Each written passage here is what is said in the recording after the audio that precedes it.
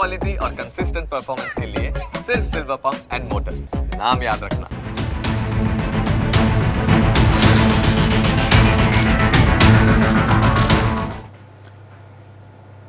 તો અમદાવાદની હત્યારી ખ્યાતિ હોસ્પિટલના ગોરખ ધંધાનો પર્દાફાશ થયો, જ્યાં સાપરાધ મનુષ્યવધ સહિતની કલમો હેઠળ ગુનો નોંધાયો છે અને એન્જિયોગ્રાફી કે એન્જિયોપ્લાસ્ટીની જરૂર ન હોવા છતાં પણ સર્જરી કરી દેવામાં આવી હતી પૈસા કમાવા. આ પૈસા કમાવાને જે સરકારી યોજનાઓ છે તેને ખોટી રીતે લાભ લેવા માટે સમગ્ર ષડયંત્ર રચવામાં આવ્યું હતું. પ્રિનિયોજન આ ષડયંત્રનું અને સાથે PMJ નો જે ખોટો લાભ મેળવવા માટે સ્ટેન્ટ મૂક્યું હોવાથી પણ આ ગુનો નોંધાયો છે. ફિઝિકલ ફાઇલના રિપોર્ટ જે સામે આવ્યા, સીડીમાં વિસંગતતા જણાઈ આવી હતી અને જે ધમનીઓ બ્લોકેજ બતાવી છે તેવું બ્લોકેજ સીડીમાં પણ જોવા મળ્યું નથી. CPR સારવારની નોંધના સમયમાં પણ છેકછાક કરી હોવાનું સામે આવ્યું છે. કાર્ડિયોલોજિસ્ટ હાજર હતા કે નહીં તેની પણ રિપોર્ટમાં નોંધ નહોતી કરી.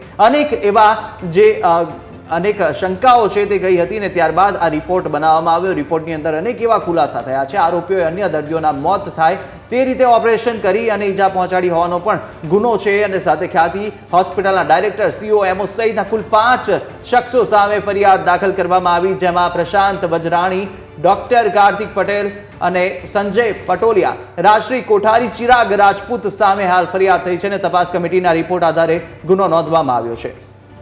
સોલા સિવિલના ઇન્ચાર્જ CDMOએ ફરિયાદ નોંધાવી. ડોક્ટર પ્રકાશ મહેતાએ સમગ્ર મામલે ફરિયાદ નોંધાવીને વસ્ત્રાપુર પોલીસે સાપરાધ મનુષ્યવધ સહિત બોગસ મેડિકલ ડોક્યુમેન્ટ બનાવ્યાની કલમ નોંધી છે. અનેક કલમો હેઠળ આ ગુનો નોંધવામાં આવ્યો છે. સાપરાધ મનુષ્યવધ જેમાં કલમ 105, 110 જેમાં ગુનાહિત મનુષ્યવધ કરવાની કોશિશ, કલમ 336(3) જેની અંદર આવે છે ખોટા દસ્તાવેજો બનાવવા, અને ઠગાઈ સહિતના કલમ 318નો પણ ગુનો દાખલ કરવામાં આવ્યો. ગુનાહિત કાવતરું કરવાના સહિત અનેક એવા ગુના છે તે નોંધવામાં આવ્યા છે અને તમામ જે હોસ્પિટલના સંચાલક, ડોક્ટર સહિત કુલ 5 શખ્સો સામે ફરિયાદ નોંધાયો છે.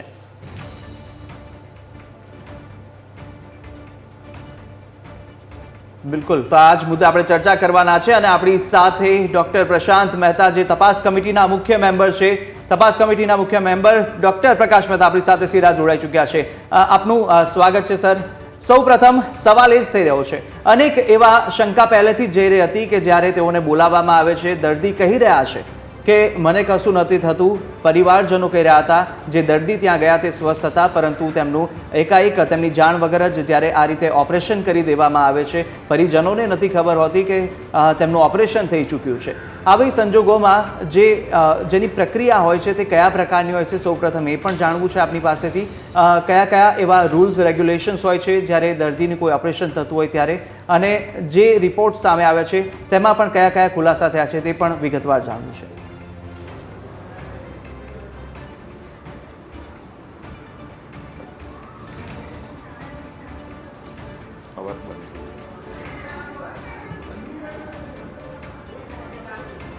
રહ્યો છે, ફરીથી તેમનો પ્રયાસ કરીશું સંપર્ક સાધવાનો, પરંતુ હાલ જે રીતે એક જે ટીમ બનાવવામાં આવી છે અને આ જાંચ કમિટી અત્યારે તપાસ કરશે. તપાસ કર્યા બાદ એમને ખબર પડશે કે કયા એવા જે તથ્યો હતા, ફેક્ટ્સ હતા, તેની તપાસ કરીને ખરાખરી કર્યા બાદ સમગ્ર સામે આવશે કે હવે આખરે કયા એક્શનો લેવા જોઈએ. મહત્વનું છે અત્યારે તો ફરિયાદ જે થઈ છે તે ગુનાને આધારે અત્યારે તેમની ધરપકડ પણ થશે, તેમની પૂછપરછ પણ થશે અને તપાસની અંદર અનેક એવા ખુલાસાઓ પણ થઈ શકે છે. કેટલા સમયથી આ કાવતરું ચાલવામાં આવ્યું હતું, આ પ્રી નિયોજન જે આ ષડયંત્ર હોય તેવું પણ લાગી રહ્યું છે, કારણ કે જ્યારે એક તરફ તમે કરો છો, કેમ્પ કરો છો, ફ્રી મેડિકલ કેમ્પના નામે લોકોને એકત્રિત કરો છો, ત્યાં હોસ્પિટલમાં સારવાર માટે બોલાવો છો ને ઓપરેશન કરી લો છો. અનેક સવાલો હતા, અનેક શંકા ઉપજાવનારા સવાલોને લઈને તપાસ થઈ અને આખરે અનેક એવા ખુલાસા કેસમાં થયા છે. ફરીથી આપણી સાથે તપાસ કમિટીના મુખ્ય મેમ્બર ડોક્ટર પ્રકાશ મહેતા આપણી સાથે જોડાઈ ચૂક્યા છે. સર, આપનું સ્વાગત છે ન્યૂઝ કેપિટલમાં. મારો પ્રશ્ન આપને એ પૂછી રહ્યો હતો કે જે રીતે એક પ્રક્રિયા હોય છે, પ્રોસિજર હોય છે, કોઈ દર્દી આવે, દર્દીના જ્યારે ઓપરેશન કરવાનું હોય છે ત્યારે એક રૂલ્સ રેગ્યુલેશન એકોર્ડિંગ તેમનું પરમિશન લેવી પડે છે પરિવારજનોની ને તમામની, પરંતુ આમાં કંઈ પરમિશન લેવા ના આવી. સાથે અનેક એવા કેસ છે કે બિનજરૂરી ઓપરેશન કરી દેવામાં આવ્યું. અનેક શંકા હતી. તપાસ કમિટીની અંદર કયા મુદ્દાઓ ધ્યાનમાં રાખવામાં આવ્યા છે, કઈ બાબતોની તપાસ અત્યારે કરવામાં આવી?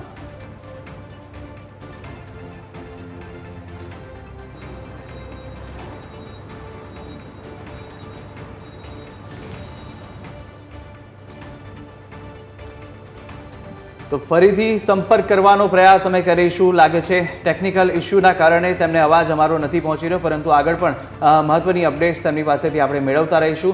પરંતુ જે ધમનીઓ જે બ્લોકેજ ન હતી દર્દીઓની, તે ધમનીઓની પણ હવે બિનજરૂરી તેમનું ઓપરેટ કરવામાં આવ્યું. ત્યાં સ્ટેન્ટ નાખી દેવામાં આવ્યા. બ્લોકેજ 30% જેટલું હતું, પરંતુ 80% બ્લોકેજ બતાવી અને ઓપરેટ કરવામાં આવ્યું છે.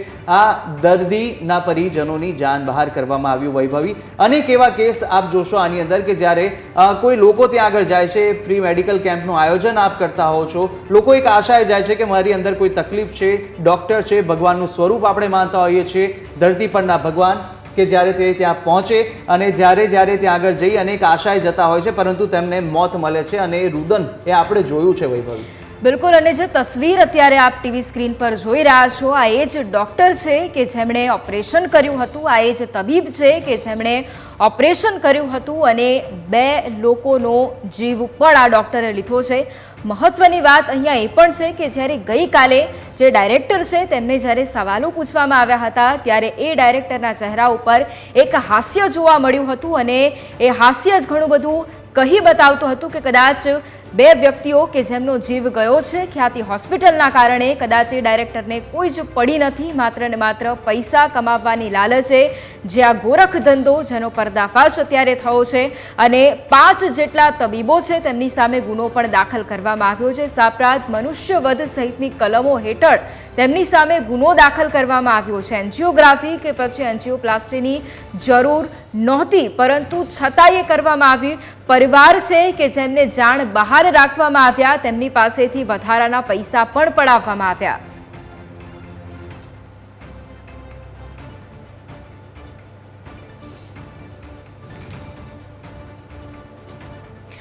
તો હત્યારી ખ્યાતિ હોસ્પિટલ કેસમાં એક બાદ એક ખુલાસાઓ થઈ રહ્યા છે અને આ જ મુદ્દે અત્યારે મહત્વપૂર્ણ સમાચાર પણ સામે આવ્યા છે. આ કેસમાં એકની ધરપકડ કરવામાં આવી છે. સર્જરી કરનાર ડોક્ટર પ્રશાંત વજીરાણીની ધરપકડ કરવામાં આવી છે અને ફરિયાદના આધારે વસ્ત્રાપુર પોલીસે ડોક્ટર વજીરાણીની ધરપકડ પણ કરી છે. આ એ જ તબીબ છે કે જેણે 2 લોકોનો ભોગ લીધો છે. 2 દર્દીઓના મોત થયા છે આ ડોક્ટરની, આ તબીબની બેદરકારીના કારણે. ઓપરેશન બાદ મામલો સામે આવતા અન્ય 4 ડોક્ટર છે કે જે ફરાર પણ થયા હતા, પરંતુ અત્યારે આ સૌથી મોટા સમાચાર છે કે જ્યાં સર્જરી કરનાર ડોક્ટર પ્રશાંત વજીરાણીની ધરપકડ કરવામાં આવી છે અને ફરિયાદના આધારે વસ્ત્રાપુર પોલીસે ડોક્ટર વજીરાણીની ધરપકડ કરી છે. સતત તપાસનો ધમધમાટ પણ ચાલી રહ્યો હતો. મહત્વપૂર્ણ બાબત તે પણ છે કે આ કેસમાં ખુદ રાજ્ય સરકાર ફરિયાદી બની છે અને અત્યારે ડોક્ટર પ્રશાંત વજીરાણીની બેદરકારીથી જ્યારે 2 દર્દીઓના મોત થયા હતા, ત્યારે ઓપરેશન બાદ મામલો સામે આવતા અન્ય 4 ડોક્ટર અત્યારે ફરાર છે. બિલકુલ. આપ ટીવી સ્ક્રીન પર જોઈ રહ્યા છો આ એ જ ફોટો કે જે ફોટો ડોક્ટર પ્રશાંત વજીરાણીનો છે ને આ વજીરાણી કે જે લોકોના સ્વાસ્થ્ય સાથે ચેડા કરવામાં આવતા રૂપિયાના લાલચી આ લોકો છે કે જે ઓપરેટ કરી અને સ્ટેન્ટ નાખતા, બિનજરૂરી ઓપરેશન કરવામાં આવ્યું, દર્દીઓને પૂછવામાં ના આવ્યું, દર્દીઓના પરિજનોને ન પૂછવામાં આવ્યું, પરંતુ આ સમગ્ર ઓપરેટ કરી અને જે રીતે આ એક સરકારી જે યોજના છે લોકોના આશીર્વાદરૂપ સમાને સાબિત થતી હોય, પરંતુ આ જે તત્વો છે કે જે લાલચી લોકો છે એ બિનજરૂરી ઓપરેશન કરીને લોભમાં આવી અને લોકોના જીવ સાથે રમી રહ્યા છે. અને આ જ મુદ્દે સંવાદદાતા મિહિર પણ ફોન લાઈન પર છે. મિહિર, હત્યારી ખ્યાતિ હોસ્પિટલ કેસમાં અત્યારે સર્જરી કરનાર જે ડોક્ટર છે પ્રશાંત વજીરાણીની ધરપકડ કરવામાં આવી છે. અત્યારે હાલ શું વધુ ડિટેલ, શું વધુ માહિતી સામે આવી રહી છે અને અન્ય જે 4 લોકો છે તેમના માટે પણ તપાસનો ધમધમાટ કઈ રીતે ચાલી રહ્યો છે? વૈભવી, ખ્યાતિ મલ્ટી સ્પેશિયાલિટી હોસ્પિટલમાં જે આ 2 દર્દીઓના મોત થયા હતા અને મોતનો જે જવાબદાર જે સર્જરી કરનાર ડોક્ટર પ્રશાંત વજીરાણીની ધરપકડ છે વસ્ત્રાપુર પોલીસે કરી છે. જે 5 લોકો વિરુદ્ધ ગુનો નોંધવામાં આવ્યો હતો, જેમાં ઓપરેશન એટલે કે સર્જરી કરનાર doctor Prashant Vajrani, director doctor Kartik Patel, doctor Sanjay Potaliya, Rajshree Kothari અને જે સીઈઓ હતો ચિરાગ રાજપૂત, જેમાંથી આ 5 પૈકી આજે સર્જરી કરનાર ડોક્ટર પ્રશાંત વજરાણીની ધરપકડ છે તે કરવામાં આવી છે અને 4 લોકો હાલ ફરાર છે અને તે લોકોની શોધખોળ છે તે શરૂ કરાઈ છે. સાથે જે પ્રમાણે ખુદ રાજ્ય સરકાર આમાં ફરિયાદી પણ બની છે અને સર્જરી કરનાર આજે ડોક્ટર છે પ્રશાંત વજીરાણી, તેની ધરપકડ કરવામાં આવી છે. એટલે તેને લઈને અત્યારે કોઈ મહત્વપૂર્ણ ખુલાસાઓ થયા છે કે કઈ રીતે આ જે ડોક્ટર છે કે તેણે એ જે પરિવારજનો છે તેમની સાથે સંપર્ક પણ નહોતો કર્યો અને દર્દીઓ છે કે જેમને ખાસ ત્યાં બોલાવવામાં આવ્યા હતા અને ત્યારબાદ 2 દર્દીઓનો ભોગ પણ લીધો છે આ ડોક્ટર. એટલે વધુ કોઈ ખુલાસાઓ થઈ રહ્યા છે અત્યારે આ ડોક્ટર વિશે? વૈભવી, આ ખ્યાતિ મલ્ટી સ્પેશિયાલિટી હોસ્પિટલમાં લગભગ 100 જેટલા અલગ અલગ જે સર્જનો જે ડોક્ટર છે તે લોકો. બિલકુલ અમીર, આભાર તમામ જાણકારી માટે. તો આ મહત્વપૂર્ણ અપડેટ છે અત્યારે સામે આવ્યા છે અને ડોક્ટર પ્રશાંત વજીરાણીની ધરપકડ અત્યારે કરવામાં આવી છે અને હવે વધુ જે કાર્યવાહી છે તે કરવામાં આવશે. જે અન્ય 4 તબીબો છે કે જે ફરાર છે તેમની તપાસ પણ કરવામાં આવશે. બિલકુલ. અને હવે આપણી સાથે ડોક્ટર પ્રકાશ મહેતા, જે તપાસ કમિટીના મુખ્ય મેમ્બર છે, તે પણ આપણી સાથે જોડાઈ ચૂક્યા છે. સર, આપનું સ્વાગત છે. જે રીતે તપાસ કમિટીની રચના થઈ, રાજ્ય સરકાર ફરિયાદી બની અને આ સમગ્ર જે પ્રી નિયોજન કહેવામાં આવી રહ્યું છે, પ્રી નિયોજન, આ સમગ્ર ષડયંત્ર આ લોકો દ્વારા રચવામાં આવ્યું હતું. કારણ કે સ્પષ્ટ છે જે રીતે લોકો કહી રહ્યા છે કે અમને જાણ નથી ને અમારા પરિજનોની અત્યારે સારવાર કરી દેવામાં આવી, ઓપરેટ કરી દેવામાં આવ્યું, જેમાં 2 લોકોનું મોત થઈ ગયું છે.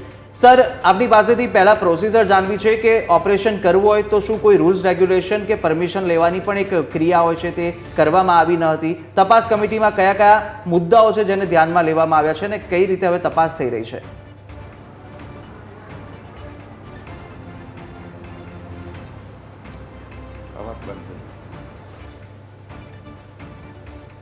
તો ફરીથી પ્રકાશ સરનો આપણે સંપર્ક કરીશું આગળ, પરંતુ અત્યારે જે રીતે મહત્વના અપડેટ્સ આવી રહ્યા છે કે આ એ ડોક્ટર છે, આપ ટીવી સ્ક્રીન પર જોઈ રહ્યા છો, આ તબીબે જે ઓપરેશન કર્યું હતું, જે દર્દીના 2 લોકોના જીવ ગયા છે, એ લીધે જીવલેણ ઓપરેશન કહેવાશે. જે આશાએ દર્દીઓ આવ્યા હતા કે મારું સ્વાસ્થ્ય સુધરી જશે, મફતમાં મને સારવાર મળી જશે.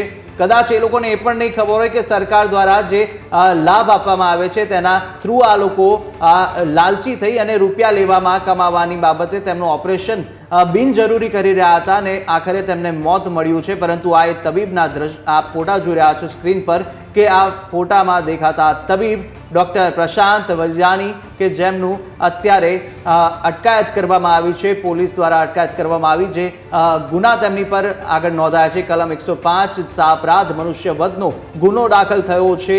કલમ 110 ગુનાહિત મનુષ્યવધ કરવાની કોશિશ, આ કલમ પણ આમાં દાખલ કરવામાં આવી છે. અનેક કલમોને સાથે સાથે જે ખોટા દસ્તાવેજો બનાવવાનું જે કલમ 336(3) છે તે પણ ઉમેરવામાં આવી. 318 કલમ, જે ઠગાઈ, લોકો સાથે ઠગાઈ કરી સરકારની જે યોજનાઓ છે તેને ઠગાઈ તરીકે વાપરવામાં આવી.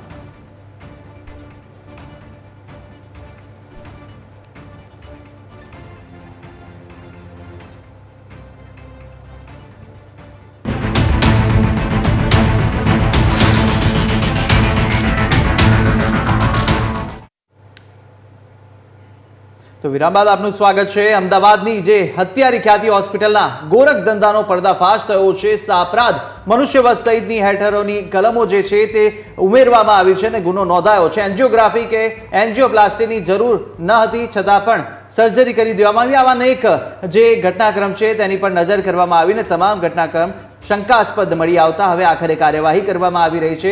પોલીસ સ્ટેશનમાં ફરિયાદ નોંધાઈ, અનેક કલમો લગાવવામાં આવી, સમાનવ અપરાધની કલમો લાગી છે અને સાથે જે ઠગાઈ છે તેની પણ કલમો લગાવવામાં આવી છે. અને અત્યારે પોલીસ દ્વારા પણ એક ડોક્ટરની અત્યારે અટકાયત કરી દેવામાં આવી છે. જે મુખ્ય સર્જન છે તેમની અટકાયત કરી દેવાઈ છે.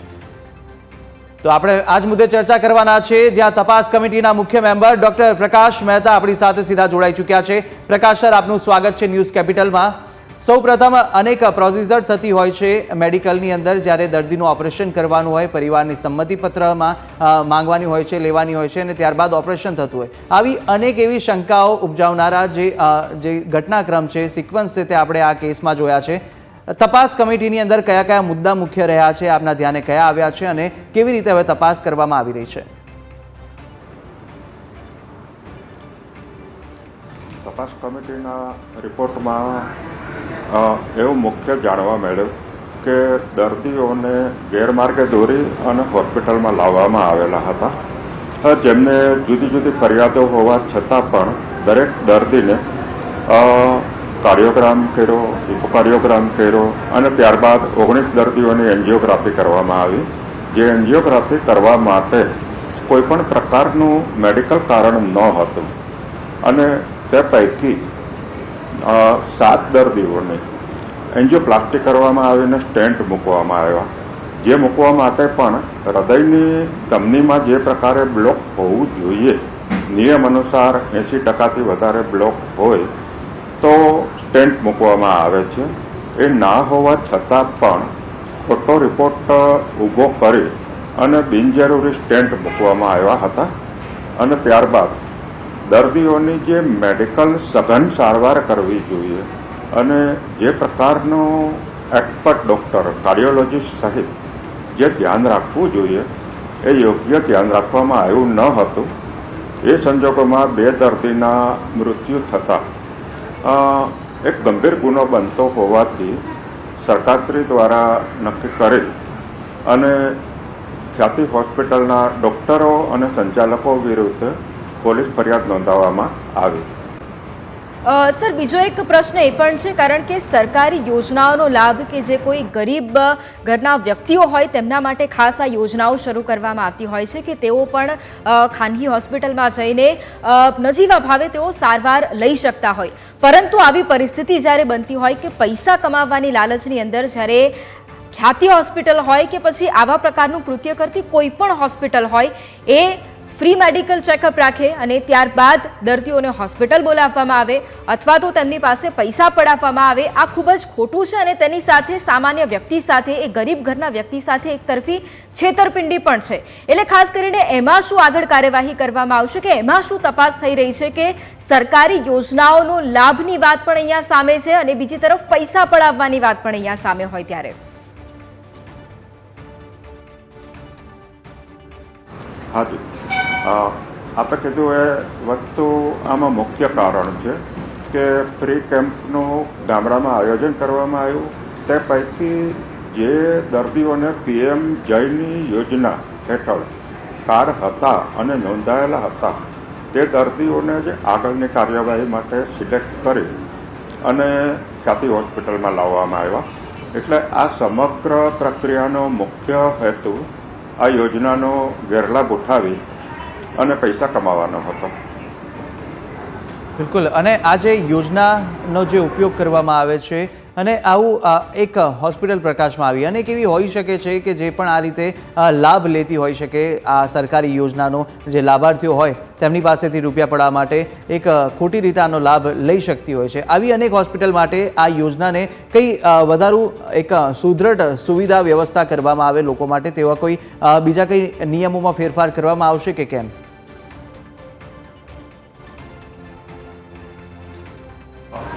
નિયમોમાં ફેરફાર કરવાની જરૂર છે. એ મુજબ સરકારશ્રીમાં વિચારણા ચાલે છે કે આ પ્રકારની પ્રક્રિયા એન્જિયોગ્રાફી અને એન્જિયોપ્લાસ્ટી એ કરતાં પહેલાં યોગ્ય એક્સપર્ટ કાર્ડિયોલોજિસ્ટ ડૉક્ટરની સરકારશ્રી દ્વારા નક્કી થયેલ અધિકારી દ્વારા મંજૂરી મળે ત્યારબાદ કરી શકાય. એ વિગત અત્યારે વિચારણા હેઠળ છે. બિલકુલ. સર, પ્રશ્ન એ પણ છે કારણ કે પરિવારજનોને કોઈ પણ પ્રકારની જાણ ન હોય અને જાણ બહાર જો આવું કંઈ કૃત્ય કરવામાં આવતું હોય, એવું નથી કે આ ખ્યાતિ હોસ્પિટલમાં પહેલી વખત આવું કંઈ થયું છે. આ પહેલાં પણ ઘણી વખત વિવાદોમાં આવી ચૂકી છે. આપણે કેટલી વખત કેટલી હોસ્પિટલના અંધાપા કાંડ પણ આપણે જોયા છે. કેટલાય લોકોએ પોતાના જીવ ગુમાવ્યા છે, કેટલાય લોકોની આંખો ગઈ હોય. આવા કિસ્સાઓ વારંવાર હોસ્પિટલમાંથી સામે આવતા હોય છે કે જ્યાં દર્દીઓના જીવને કોઈ પણ પ્રકારની ચિંતા ન કરવામાં આવતી હોય.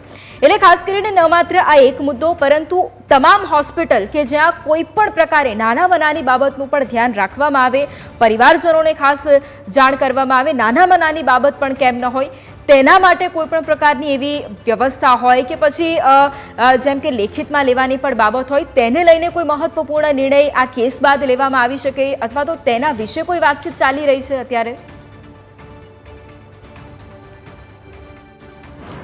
એ પ્રક્રિયા છે કે જેમાં અમે મેડિકલી ઇન્ફોર્મ કન્સેન્ટ એવું બોલીએ છીએ. એમાં દર્દીને જે કોઈ પ્રકારની કામગીરી કરવાની હોય, નિદાનની, તપાસની, ઓપરેશનની, એ દરેક બાબત એને વિગતવાર સમજાવી અને એનું બને તો એનું રેકોર્ડિંગ કરીને, વિડીયો રેકોર્ડિંગ કરીને દર્દી, એના સગા અને એમના કોઈ પ્રશ્નો હોય તો પ્રશ્નોના જવાબ આપી અને લેખિતમાં સંમતિ મેળવવાની કાર્યવાહી હંમેશા કરવામાં આવતી જ હોય છે અને એ એક સ્ટાન્ડર્ડ નિયમ છે.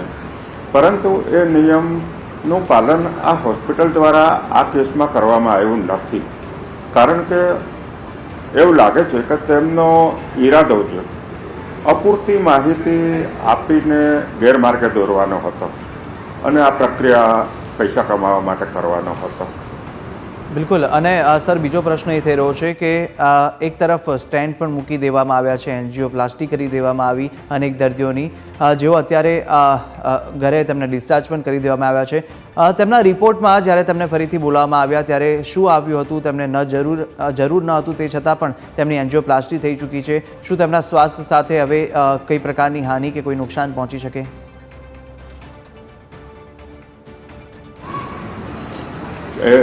જે પ્રક્રિયા કરી એન્જિયોગ્રાફીની અને એન્જિયોપ્લાસ્ટીની, એ બંને પ્રક્રિયા બેઝિકલી છે ને સિરિયસ પ્રક્રિયા છે.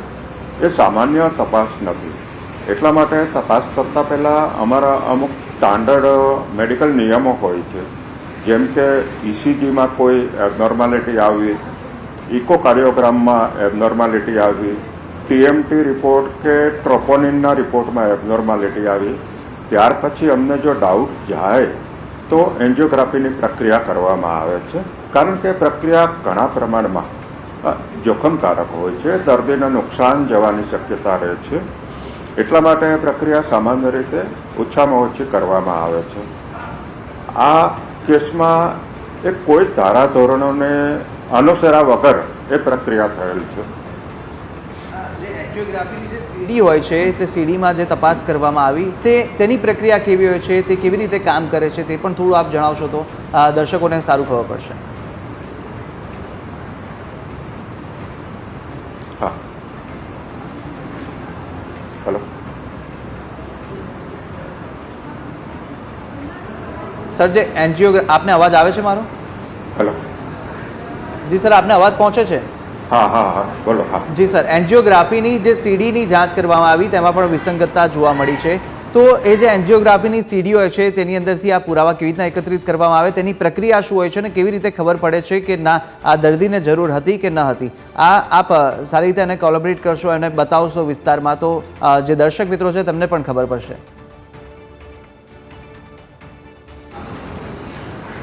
પ્રાથમિક તપાસ મેં જણાવ્યું કે ઇસીજી, ઇકોકાર્ડિયોગ્રામ વગેરેમાં એબનોર્માલિટી આવે ત્યાર પછી એન્જિયોગ્રાફી કરવાની આવે. એન્જિયોગ્રાફીમાં સ્પષ્ટ ખ્યાલ આવે કે દર્દીની હૃદયની ધમનીમાં કોઈ પણ પ્રકારનું બ્લોકેજ છે કે નહીં, અને બ્લોકેજ છે તો કેટલા ટકા બ્લોકેજ છે, અને સામાન્ય રીતના 80% વધારે બ્લોકેજ હોય તો એ દર્દીને હાર્ટ એટેકનું જોખમ રહેતું હોય છે.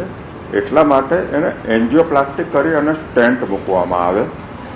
આ કિસ્સામાં 7 દર્દીઓમાં જે સ્ટેન્ટ મૂકવામાં આવેલું અને ઉપરાંત જે 2 દર્દીઓના મૃત્યુ થયા, તેમના કિસ્સામાં યોગ્ય પદ્ધતિ એટલે કે 80% ઉપરનો બ્લોક જોવા મળેલ ન હતો, પરંતુ રિપોર્ટ અયોગ્ય રીતનો તૈયાર કરી અને ખોટો રિપોર્ટ બતાવી અને સ્ટેન્ટ મૂકવામાં આવ્યા હતા.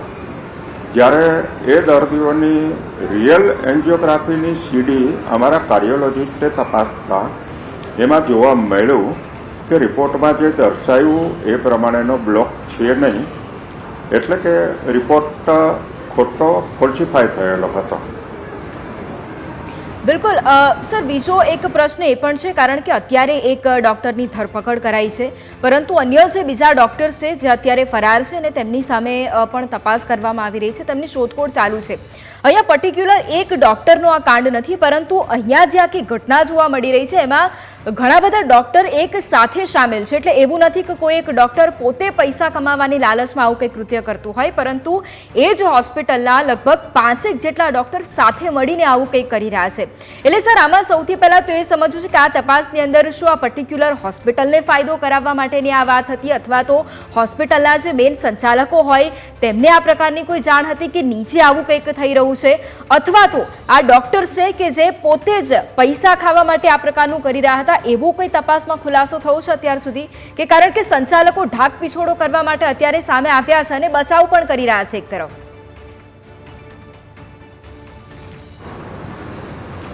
હાજી, આપણે જે કીધું એ પ્રમાણે આખું આયોજનપૂર્વકનું વ્યવસ્થા હોય એવું દેખાઈ રહ્યું છે કે ફ્રી કેમ્પ ગ્રામ્ય વિસ્તારમાં કરવો, દર્દીઓને ગેરમાર્ગે દોરાય એ પ્રકારની માહિતી આપવી, એમને બસની વ્યવસ્થા કરીને અમદાવાદ હોસ્પિટલમાં લાવવા, એમને જુદી જુદી જાણ કરી અને યોગ્ય સંમતિ લીધા સિવાય પણ પ્રક્રિયા કરવી, આ બધું એક જાતનું શું કહેવાય કે આયોજનપૂર્વકનું ટીમવર્ક જેવું છે કે જે કોઈ એક ડૉક્ટરે કર્યું હોય એ પ્રકારનું નથી.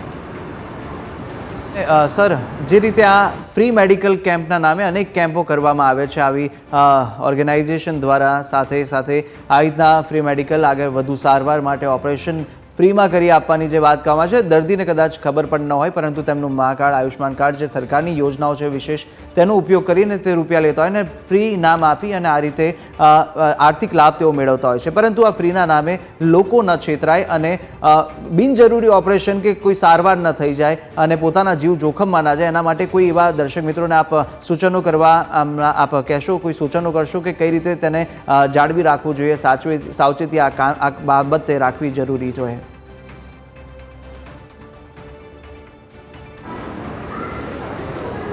આ ટાઈપના ફ્રી કેમ્પ જે કરવામાં આવે છે એમાંના ઘણા ખરા ફ્રી કેમ્પ સરકારી સંસ્થાઓ દ્વારા, નોન પ્રોફિટ ઓર્ગેનાઇઝેશન દ્વારા, સેવાભાવી સંસ્થાઓ દ્વારા કરવામાં આવતા હોય છે.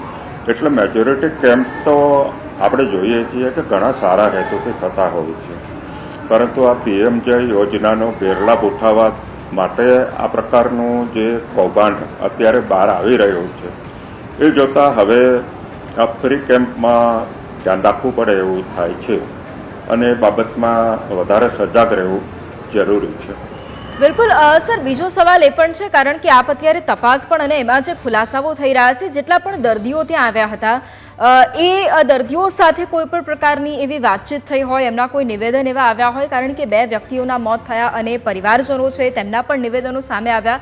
જે અન્ય દર્દીઓ છે કે જે ખૂબ જ સ્વસ્થ હતા, કદાચ તેમને એવી કોઈ જરૂરત નહોતી અને છતાં પણ એમની સારવાર કરી દેવામાં આવી અથવા તો એન્જિયોપ્લાસ્ટી કરી દેવામાં આવી અને એમની હાલત ગંભીર હોય, અત્યારે સારું હોય ને કોઈ પણ પ્રકારની વાતચીત થઈ હોય કે કઈ રીતના તેમને ફરમાવવામાં આવ્યા, તેના વિશે કોઈ આપને કોઈ અપડેટ આપવામાં આવી છે પરિવાર તરફથી અથવા તો ખુદ દર્દીઓ તરફથી? જે દર્દીઓને એન્જિયોગ્રાફી કરવામાં આવી એમને ત્યાં હોસ્પિટલમાંથી ડિસ્ચાર્જ કર્યા પછી સરકારશ્રી દ્વારા એમને યુએન મહેતા હોસ્પિટલમાં લઈ જવામાં આવ્યા છે અને ત્યાં દરેકનું ફરી ચેકઅપ ત્યાંના કાર્ડિયોલોજિસ્ટ દ્વારા કરવામાં આવશે. એ બાબતનો શું ફાઇનલ રિપોર્ટ તૈયાર થયો એ મને ખ્યાલ નથી હજુ. બિલકુલ. અને સર, બીજો પ્રશ્ન મારો એ પણ થઈ રહ્યો છે કે જ્યારે ડૉક્ટર્સને હવે કઈ પ્રકારે તકેદારી રાખવી જરૂરી રહેશે, કયા કયા એવા નિયમો છે કે જે ઘણા ચેન્જ પણ થઈ શકે છે સરકારના માધ્યમથી, અને આપની શું ઈચ્છા છે, કઈ રીતે નિયમો કેવા થવા જોઈએ જે પ્રકારે આપ જે ઘટનાઓ બનતી હોય છે તે અટકી શકે?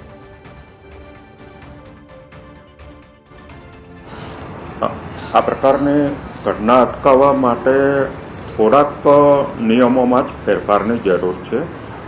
અત્યારે યોગ્ય રીતના નિયમો, કાયદા, મેડિકલ કાઉન્સિલના નિયમો વગેરે અમલમાં છે જ, પરંતુ અમુક પૈસા કમાવાની લાલચે જે વધારે પ્રકારની મેડિકલ કામગીરી કરવામાં આવે છે એ બાબતમાં દાખલા તરીકે ની રિપ્લેસમેન્ટ સર્જરી, ગોઠણ બદલાવવા માટેનું ઓપરેશન, તો એમાં નિયમ બદલાવી અને એવું નક્કી કર્યું કે સરકારશ્રી તરફથી નિમાયેલ અધિકારી એટલે કે સિવિલ સર્જન જ્યારે મંજૂરી આપે કે આમાં ની બદલાવવાની જરૂર છે તો જ એને એ ઓપરેશન કરવું.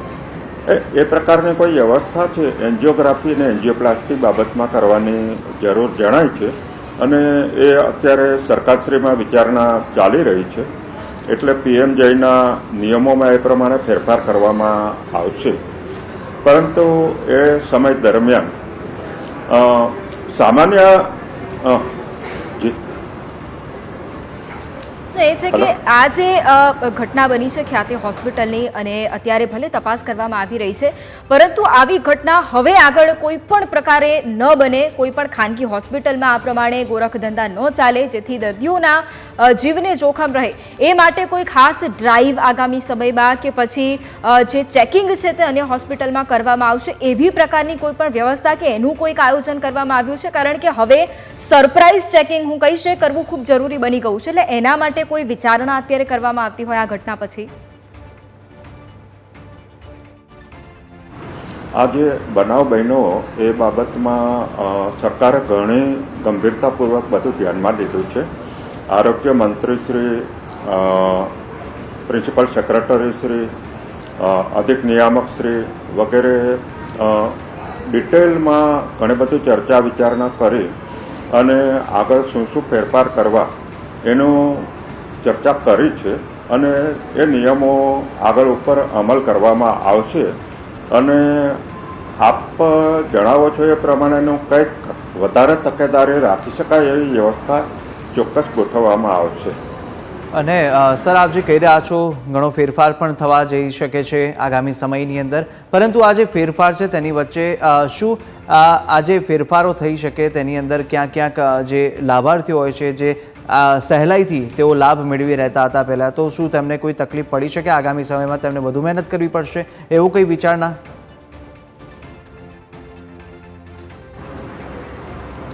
ના, અત્યારે તો તાત્કાલિક રીતે જે આપણે અમલમાં મૂકી શકીએ અને પ્રજાને ધ્યાનમાં રાખવાનું હોય, સામાન્ય દર્દીઓને ધ્યાનમાં રાખવાની વસ્તુ એ છે કે મફત થાય છે અને સરકારમાંથી એના PMJ નીચે પૈસા ચૂકવાઈ જશે એ બાબતને ખાસ ધ્યાનમાં રાખવી અને બને ત્યાં સુધી કોઈ શરીરમાં કોઈ તકલીફ ના હોય તો બિનજરૂરી કોઈ પ્રક્રિયા ના કરવી.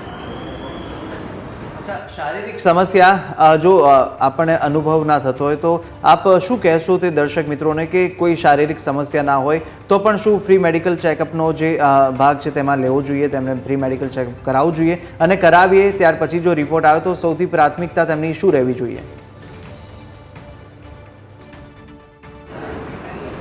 હાજી,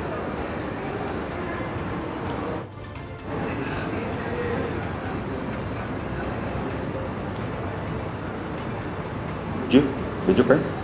જી સર, એવું પૂછી રહ્યો હતો કે જે રીતે ફ્રી મેડિકલ ચેકઅપમાં અગર આપ જતા હો અને આપને કોઈ તકલીફ ના હોય છતાં આપનું ચેકઅપ થતું હોય ને ચેકઅપમાં જે રિપોર્ટ સામે આવ્યા હોય, રિપોર્ટ બાદ સૌથી પ્રથમ પ્રાથમિકતા એ દર્દીની, એ લાભાર્થીની શું હોવી જોઈએ? શું તેઓએ ડાયરેક્ટ જે ઉપર સારવાર માટે, વધુ સારવાર માટે જવી જોઈએ કે તેમના જે ફેમિલીયસ ડૉક્ટર આપણે કહેતા હોઈએ છીએ તે હોય તો તેમની પાસે જવું જોઈએ? આપનું શું આમાં ગણિત રહેશે? કેવી રીતે આપ કહેશો? આપનો પ્રશ્ન મને ખ્યાલ ન આવ્યો. સર, હું એ પૂછી રહ્યો છું કે ફ્રી મેડિકલ અત્યારે અનેક જગ્યા પર થતા હોય છે. ફ્રી મેડિકલમાં કોઈ પણ સામાન્ય વ્યક્તિ જતું હોય છે તેનો લાભ લેવા માટે, પરંતુ જો શારીરિક કોઈ સમસ્યા ન જણાય તો શું ફ્રી મેડિકલમાં જઈ અને તપાસ કરાવવી જરૂરી હોય છે સમયાંતરે, કે પછી ફ્રી મેડિકલમાં જે રિપોર્ટ પછી આવે છે તો રિપોર્ટમાં એક લાલચ આપી અને તે લોકોને આગળ જે સારવાર માટે લઈ જવામાં આવે છે તો શું ત્યાં જવું જોઈએ કે પછી કોઈ સ્થાનિક ડૉક્ટર કે તેમના ફેમિલિયર ડૉક્ટર હોય તેમની પાસે સૌથી પહેલાં તેમને કન્સલ્ટ કરવું જોઈએ? આપ શું કહેશો? આમ જનતાએ, આ પબ્લિકે શું કરવું જોઈએ?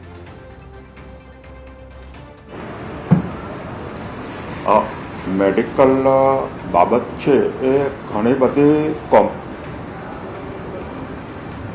બધી કોમ્પ્લેક્સ હોય છે.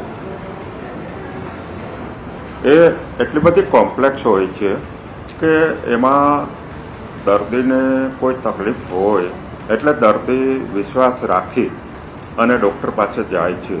પછી ડૉક્ટર એની જે તપાસ કરે, જાતના કેટલા પણ જાતના ઇન્વેસ્ટિગેશન અવેલેબલ છે, એ ઇન્વેસ્ટિગેશનનું ઇન્ટરપ્રિટેશન કરી અને દર્દીનું નિદાન કરી અને સારવાર કરે. એમાં સંપૂર્ણપણે દર્દીને ડૉક્ટર પર વિશ્વાસ રાખવો પડતો હોય છે. એ સંજોગોમાં મેઇન વસ્તુ અત્યારે જે મેડિકલ કાઉન્સિલ દ્વારા એથિક્સનું જે છે, નેશનલ મેડિકલ કમિશન અને મેડિકલ કાઉન્સિલ છે, એ ડૉક્ટરો માટેનું જે એથિકલ સ્ટાન્ડર્ડ નક્કી કરે છે એ વસ્તુ જ મુખ્ય છે. પરંતુ જ્યારે આ રીતે અત્યારની ઘટનામાં જે બન્યું કે પૈસાને લઈને, પૈસા કમાવાને લઈને ડૉક્ટર ઉપરાંત બીજા વ્યક્તિઓ, એક બિઝનેસ મોડલ છે, કોર્પોરેટ હોસ્પિટલ છે, એ એક બિઝનેસ મોડલ છે. એમાં મેડિકલ સિવાયના બીજા ફેક્ટર ઇન્ફ્લુઅન્સ કરે છે. અને ઉપરાંત હવે વીમાની વ્યવસ્થા આવી ગઈ એટલે દર્દીની ઉપર બોજો આવતો નથી. તો આ સંજોગોમાં તો કડક નિયમો સિવાય બીજો કોઈ ઉપાય નથી. બિલકુલ બિલકુલ ડૉક્ટર પ્રકાશ સર, આપ અમારી સાથે જોડાયા તે બદલ આપનો ખૂબ ખૂબ આભાર.